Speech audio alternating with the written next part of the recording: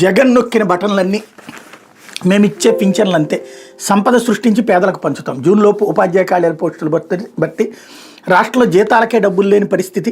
గత ప్రభుత్వం నుంచి వచ్చిన 10 లక్షల కోట్ల అప్పులకు ప్రతి నెల వడ్డీలు కట్టాల్సి వస్తుంది. అయినా 10 నెలలుగా 1వ తేదీన పింఛన్లు అందిస్తున్నాం. ఇతర రాష్ట్రాల కంటే ఎక్కువగా ఇస్తున్నాం. రాష్ట్రంలో 1.5 కోట్ల కుటుంబాలు ఉంటే ప్రతి నెల 64 లక్షల మందికి పింఛన్లు పంపిణీ చేస్తున్నాం. అంటే సగటున ప్రతి 2.5 కుటుంబాల్లో ఒకరికి పింఛన్ ఇస్తున్న ఘనత కూటమి ప్రభుత్వం అందని ముఖ్యమంత్రి చంద్రబాబు చెప్పారు.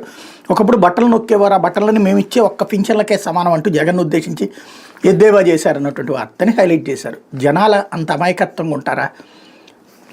2.5 ఏళ్లకు ఒక పెన్షన్, కానీ ప్రతి ఇంటికి ఒక ప్రభుత్వ సంక్షేమ పథకం అందింది. అప్పుడు ప్రతి ఇంటికి ఇంట్లో ఇద్దరికి అందిని, అందులో బిడ్డకి ప్లస్ తల్లికి అందిని, లేదా భర్తకి ప్లస్ భార్యకి అందిని, లేదా వృద్ధులకి ప్లస్ వయసులో ఉన్న వాళ్ళకి అందిని.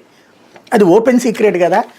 కాకపోతే ఇక్కడ ఏంటంటే ఒక ఎద్దేవా చేసేటప్పుడన్నా కాస్త ప్లాన్డ్గా ఆలోచించుంటే బాగుండేది.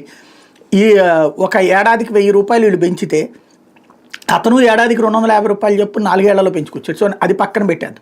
కానీ చేయూత కింద ఇచ్చినటువంటి డబ్బులో, లేకపోతే కనుక బీసీ నేస్తం, ఈబీసీ నేస్తం, కాపు నేస్తం కింద ఇచ్చిన డబ్బులు అవన్నీ అసలు ఇందులోకి లెక్కలోకి వస్తాయా? అంటే మేము ఇచ్చిందే మీరు అవన్నీ అనుకోండి.